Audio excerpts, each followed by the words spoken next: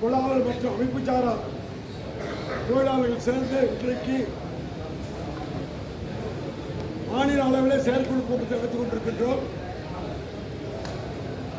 வாழையடி வாழியாக பல்லாண்டு காலமாக வாழ்ந்து வருகின்ற பண்பாட்டு தொழிலாளர்களுக்கு இன்றைக்கு அரசியல் அங்கீகாரம் கிடைக்கப்படவில்லை, பொருளாதார வளர்ச்சி ஏற்படவில்லை,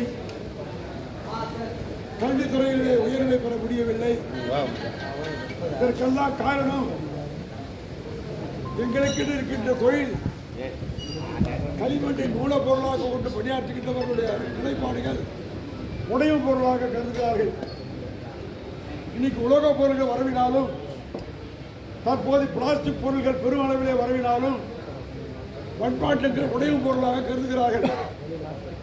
ஆனால் ஆதிகாலம் தொட்டு ஆதிச்சநல்லூரில் உள்பட எல்லா விதமான ஆராய்வுகளும் பார்க்கின்ற போது மண் ஓடுகள் தான், மண்ணால் செய்யப்பட்ட பொருள்கள், அகல் விளக்காக இருக்கலாம், ஜாடியாக இருக்கலாம், பூஜாவாக இருக்கலாம், ஏன் சிலைகளே களிமண்ணான சிலைகள் எல்லாம் கிடைக்கின்றது. காரணம் அந்த அளவிற்கு பழமை வாய்ந்த ஒரு தொழில் இன்றைக்கு நலிவடைந்து வருகின்றது.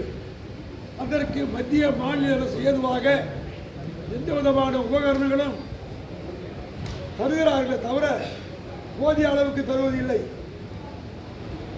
ஆகவே அனைவருக்கும் இலவசமாக பண்பாட்டு தொழில் செய்கின்ற ஒவ்வொரு தொழிலாளிகளுக்கும் ஒவ்வொரு மின்சாரத்தை அடையக்கூடிய மின் சக்கரம் வழங்கப்பட வேண்டும். அந்த மின் சக்கரத்துக்கு வேண்டிய மின்சாரத்தை இலவசமாக தரப்பட வேண்டும்.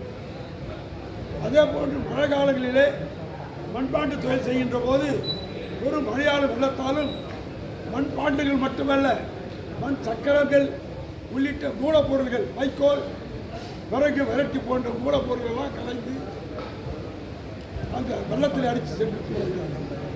ஆக அவர்களுக்கெல்லாம் பாதுகாப்பாக 10 பேர்